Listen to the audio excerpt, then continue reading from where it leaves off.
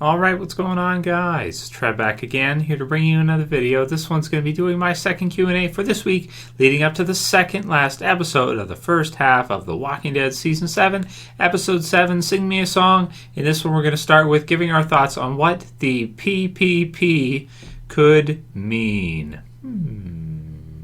What should we do with the ones who won't subscribe? Bring them to me.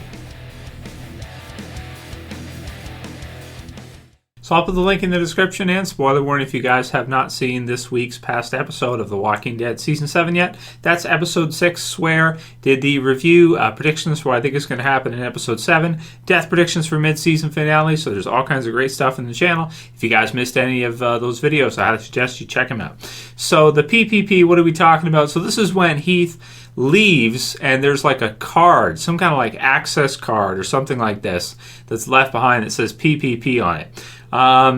And this is like a totally new thing. So we haven't seen like anything about this yet. Some more letters is great. You know, I was thinking they probably just put like an A or something. I thought that makes some sense. But where is Heath? What does it mean? Where did Heath go? So originally I just thought that Heath went back to Alexandria. But it doesn't seem like it because we don't see him at the end. We don't see the RV in the background anywhere from my recollection.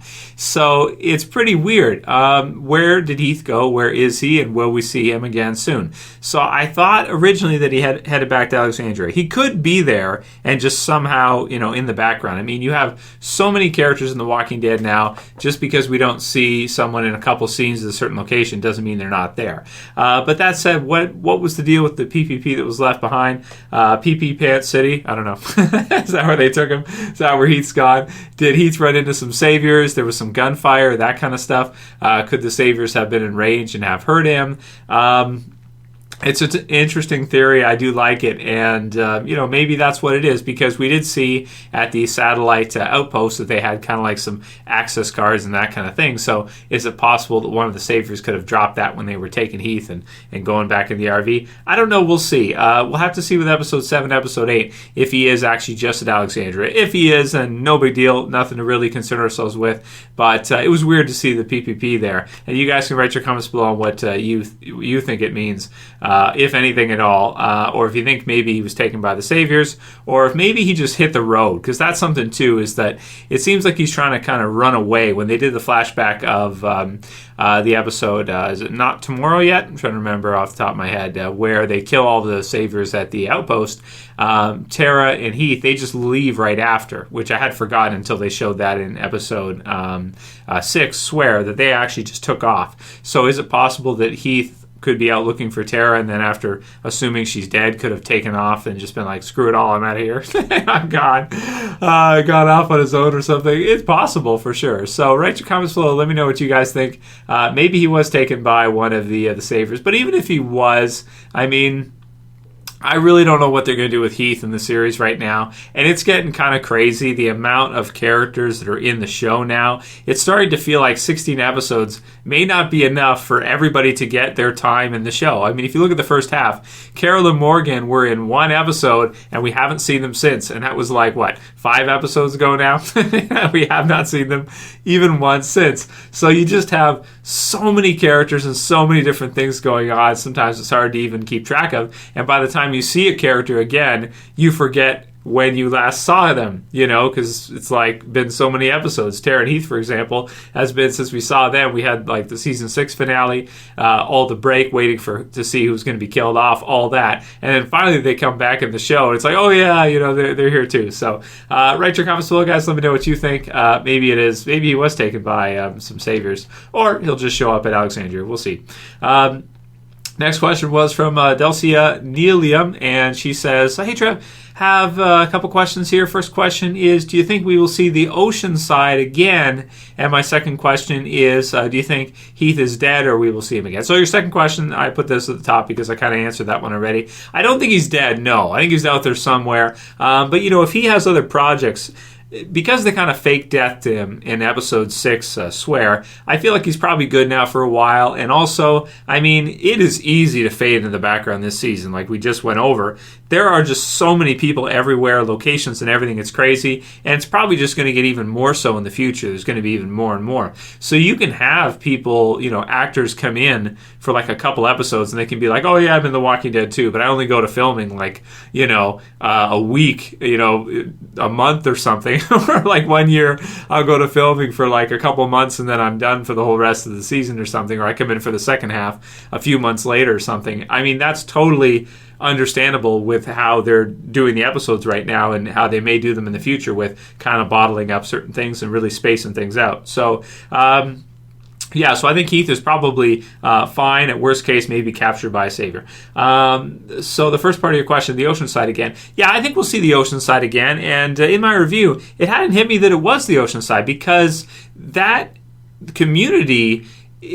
first of all, in the comics, it's not an all-woman community. They have men there as well too, and it's not really like Alexandria or the Hilltop or the Kingdom. It's not like a big location. It's kind of like it's just kind of like an outpost type of location. It's about halfway. It's like between a full-on community and just like an outpost dock type of deal from what I remember from the comics with Michonne and everything. So, and of course, this is in the comic book series. It's after a time skip too, so it's like way in the future. So we'll see what the Oceanside looks like in a couple of years if we get to see it again. I'm sure we'll see it again at some point, but it could be a while until we do. I mean, I'd be interested if they brought it back into the storyline this season. But there's so many different locations and so much stuff going on. It's pretty unnecessary to bring them back, to be honest with you. So I'm expecting to see them again, but not right now. I don't think we're probably going to see them this half. And I think Tara's going to forget about them for a while. And then we may see them fit back into the story if she hears about the possibility of rebellion against Negan. Maybe after the mid-season finale in the second half, they can start to kind of realize that, okay, this is not going to work. Living under Negan is not going to work. We're going to die. We have to take a stand. We have to take a chance. And if we don't, we're going to starve, or Negan's just going to come and kill us at his pleasure, at his leisure, when he feels like it. And we got to do something. So I think that's kind of what they're going for with this season, with the mid-season finale. We'll see if I'm right or wrong. Could be totally wrong. But I think that's the idea, is that Rick thinks they can do it. They're going to give it a try. He's going to realize it's not doable, and they're going to start looking at their options. What are their options? How can we do this? How can we survive and maybe overthrow Negan or run away or, these types of different options? Because the Oceanside, what they did is they ran away and hid, and it's worked so far anyway. So we'll see if it continues to, or if Tara unwillingly somehow gives up information and it doesn't. So we'll see. Zasmanreviews says, hey Tregan, my question is, do you think the second half has the potential to be a great half, since the second half will most likely be March to War, or Rick and the others getting started to thinking about fighting back against Negan? And I think so. It should be better than this half. Let's put it that way. It should be. Not that this is, and I should say, this is not a terrible half. It's not. It's a good half of a TV show. It's just that The Walking Dead has set a bar so high that for them to keep doing that kind of standard type of pacing and that standard kind of bar that they've set for themselves is pretty difficult to do, I think. And we do expect a lot from the show. I don't treat it like a regular show. When I do my reviews, I compare it in terms of score to regular shows. But The Walking Dead for me is like a premium show, just like Game of Thrones. It's one of the best on TV, Breaking Bad, some of the others that I've talked about over the years. And, I just view it as just a great series. And, this is kind of not one of the best parts of the series, I want to say, even though it's new. But this mid-season finale and this episode coming up could be really great. I feel like every time Negan is in an episode with Rick, it's really exciting. So, we'll do a couple more. Ostro 1980 says, hey Trev, Q&A, at this point, do you think Fear the Walking Dead is better than The Walking Dead? No. No, I do not think Fear is better. But I do think, and this is what I was saying in the summer too, when a lot of people were unsubscribing from the channel and they were like, Fear sucks, stop covering it, whatever. People literally unsubscribe from the channel because they're like, I don't like Fear. I'm unsubscribing because I don't want to see your reviews and shit on Fear. And I was like, Okay, I'm doing it anyway. I don't care. Because I do like it. And, it's like season 2 of Fear is not that bad. If you look at the second half of season 2, it's pretty awesome. I mean, this half of The Walking Dead, the premiere is great, but after that, the episodes are all good. But Fear was really good. Like Fear's second half of season 2 was really good. And I felt like the first half of season 2 on the Abigail was also really good. So, no, I don't think it's better than The Walking Dead. I don't think there's a single point in Fear that could rival The Walking Dead's peak if you look at some of the episodes like No Sanctuary and some of the others. Fear of the Walking Dead doesn't have anything at that level yet. But still, I think this half kind of shows that Fear of the Walking Dead really is not that bad. It's really not. I think it's pretty good. It's pretty good as a series. I especially like Travis. He's actually one of my favorite characters, I think, from both series. His transformation already, and Nicholas too as well in Fear of the Walking Dead. Just great stuff. Really, really, really good stuff. Mateo Brooks says, a Q&A question regarding the comics. If and when, do you think Kirkman will ever explore the option that was kind of brought up in the CDC in the TV series, which is kind of to give us more exposition or give us more information about the world that The Walking Dead inhabits and maybe what caused the outbreak, how it went global, how did the rest of the world react? Has there been any progress towards a potential cure? So for this one, very simply, every interview I've ever seen with Kirkman, he hates to do any of that. He wants to keep that all the mystery. He wants to keep that all the mystique, and he's probably smart to do so. When someone explains it to you, when you understand all the nuts and bolts, it loses its magic. I've actually read on this in philosophy and everything. It does. It loses its magic. When you understand all the elements, it's like the simplest explanation is if someone has to explain a joke to you, it's not funny. You don't get it. And you can take that actually much further. If you know all the details about something, it loses its magic for you. It's kind of like Darth Vader, okay? Darth Vader was a badass in the movies, right? Until you saw all the nuts and bolts of it and hated Christensen with his cry face and everything. Whiny face. And then everybody was like, yeah, he's not that badass. He's really not that badass. Up until then, he was the #1 movie villain ever, period. In any movie, every list pretty much had Vader as #1.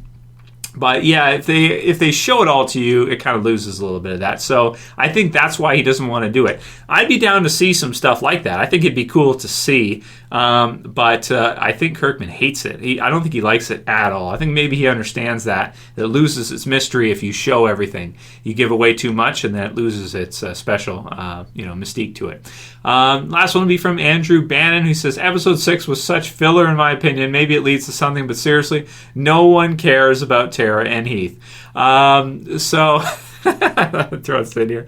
I've seen a lot of comments like this. I don't care about Tara. I don't care about Heath. It's like, well, here's the thing. I don't think Andrew Lincoln is going to be able to do 10 to 15 seasons of The Walking Dead in every episode, 16 episodes a season, and him being in half the scenes or something. Earlier on in the series, yes, it felt a lot more like that. You had Andrew Lincoln, you had Rick. Rick was everywhere. He was all over the place. He was in almost every episode. If there was an episode that didn't feature Rick, everyone was like, what the hell? But now we're getting episodes that only feature a couple characters. We had Morgan last year with his episode, if you count Eastman, but it's like he's not even really a main surviving character, so it's kind of like Morgan had his own episode entirely, and this one was like Tara's own episode entirely, with Heath kind of in a supporting role. So it's one of those. Are they your favorite characters? No. Are they A-listers? No. But there's characters being killed off, and they want to focus on others. They're doing 16 episodes, so they got to space out the season. And it emotionally, it does make us care for the characters more the more we see them go through. And then eventually, if they're killed off, like Glenn or Abraham, it can be really emotionally impactful because you got to spend those seasons with them. They got lots of episodes, and absolutely. So I thought this was a great episode for Tara, for people to become more of a fan of Tara than they already were, and for her to move up the chain as a character. I might not put her at the level of Morgan or something like that, but she's getting closer, I think, to being one of those A-listers like Maggie and Rick and the others, and Daryl and the others. So and we need that because we just lost a couple, Abraham and Glenn, of course. So that'll be it for today's Q&A, guys. Write your comments below. What does the PPP mean? Is it PP Pan City? I don't know. If you liked this video, tell me what you think about Tara. Was it a filler episode? Was it total crap? How are you feeling a couple days later? I thought it was okay. I thought it was good. You know, I didn't think like it was total crap. You know, the episode. I liked it. So check out my review if you want to hear more. Thumb up the video. Share favorite guys. That's it for this one. See you guys again tomorrow. It's Trev saying peace. Later, guys. See ya. Just subscribe somehow.